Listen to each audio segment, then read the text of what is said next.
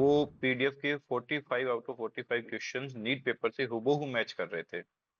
तो फिर हमने बायोलॉजी की भी पीडीएफ को अपने साथी शिक्षक से टैली करवाई, तो पता चला कि बायोलॉजी के भी 90 आउट ऑफ 90 क्वेश्चंस उस पीडीएफ में अवेलेबल हैं। मतलब 180 आउट ऑफ 135 क्वेश्चन आ गए थे, है ना? फिजिक्स का हमने मतलब हमारे पास कोई पीडीएफ या कुछ ऐसा आया नहीं है, तो उसके लिए हम कुछ भी कमेंट नहीं कर सकते हैं।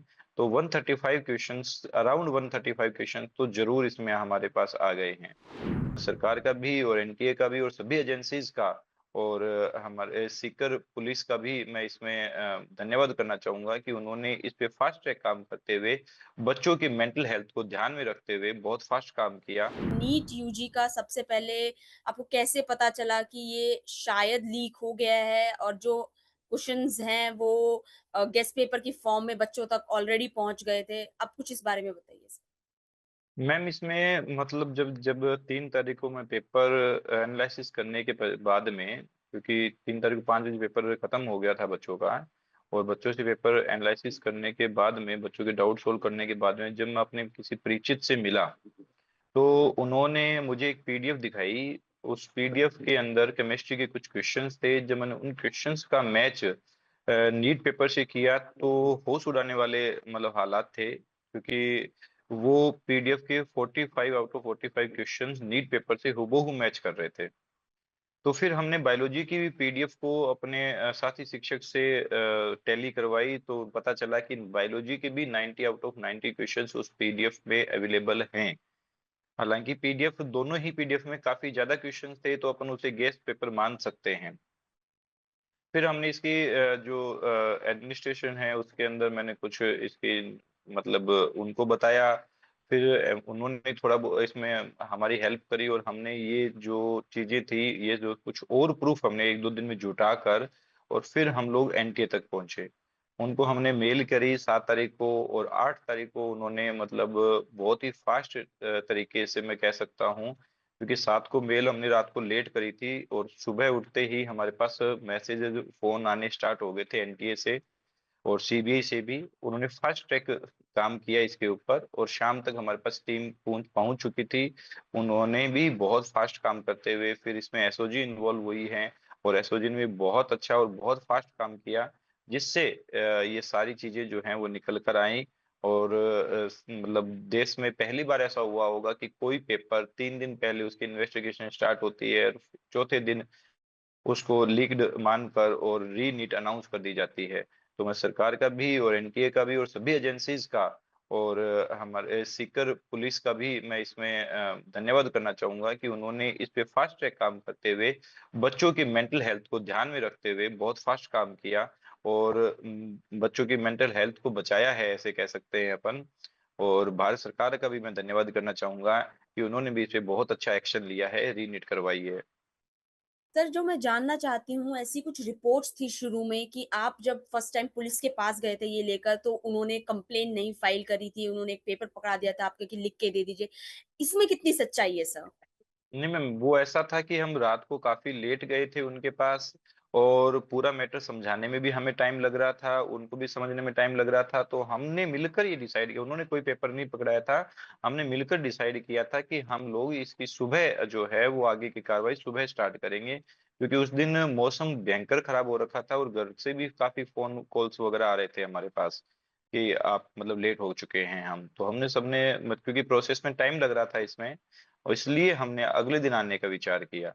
फिर अगले दिन हमने कुछ इसमें सबूत वगैरह और जुटाए, और फिर हम एसपी सर से मिले, उन्होंने हमें गाइडेंस दी, और गाइड करते हुए उन्होंने हमें एनटीए तक कैसा पहुँचा जाए, कैसे नहीं पहुँचा जाए, उसके बारे में बताया, और फिर हम एनटीए तक पहुँच गए। तभी ये मैटर इतना बड़ा मतलब बना है, वरना ऐसा मैटर इतना बड़ा बनना बहुत मुश्किल होता है, और एनटीए ने भी बहुत सजगता से इसमें काम किया है। तभी हमारे जो बच्चों की मेहनत है, वो खराब नहीं जाएगी, मैं ऐसा मानता हूँ। सर, मैं आपसे ये जानना चाहती हूँ कि आपको क्या लगता है कि सिर्फ़ कुछ क्वेश्चंस बाहर आए थे या पूरा पेपर ही बाहर आ गया था? आपने बोला केमिस्ट्री का सारे क्वेश्चन मैच जैसा कर रहे थे मैथ जैसा के। अपने को पता चल रहा है कि मतलब 180 आउट ऑफ 135 क्वेश्चन आ गए थे, है ना? फिजिक्स का हमने मतलब हमारे पास कोई पीडीएफ या कुछ ऐसा आया नहीं है, तो उसके लिए हम कुछ भी कमेंट नहीं कर सकते हैं। तो 135 क्वेश्चंस, अराउंड 135 क्वेश्चन तो ज़रूर इसमें हमारे पास आ गए हैं। तो जिस तरह की मॉडस ऑपरेंडी यूज़ हुई है कि टीचर्स इन्वॉल्व थे, ट्रांसलेट जो कर रहे थे क्वेश्चंस को एनटीए में जो टीचर्स थे, जो पेपर डिज़ाइनिंग में इन्वॉल्व थे, वो सब भी इन्वॉल्व थे। उसको किस तरीके से देखते हैं कि टीचर्स का इन्वॉल्वमेंट इस एग्ज़ाम में और फिर पूरा एक नेक्सस क्रिएट किया गया कि क्वेश्चंस प्रोवाइड करे गए बच्चों को इतने लाखों-लाखों रुपए में, किस तरीके से देखते हैं सर?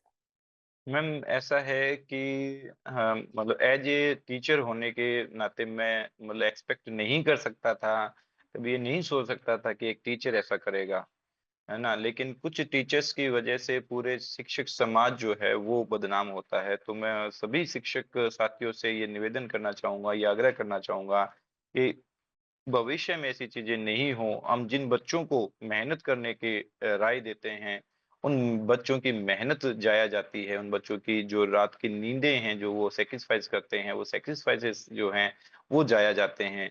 तो हम एक एज़ ए शिक्षक जो हैं वो हमारे भारत देश को एक अच्छे डॉक्टर देने या फिर अच्छे विद्यार्थी देने का दावा करते हैं और आगे से ऐसी चीज़ें नहीं हों, मैं इसकी कामना करता हूँ।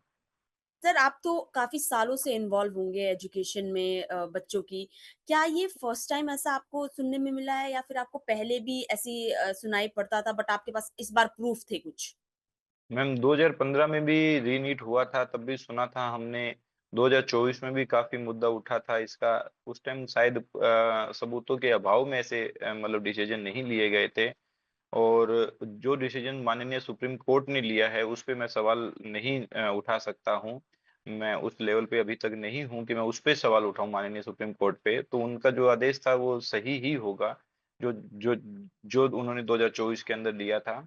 और अभी हमारे पास ऐसे प्रूफ़ थे जिनकी वजह से सरकार को ये फैसला लेना पड़ा मैम।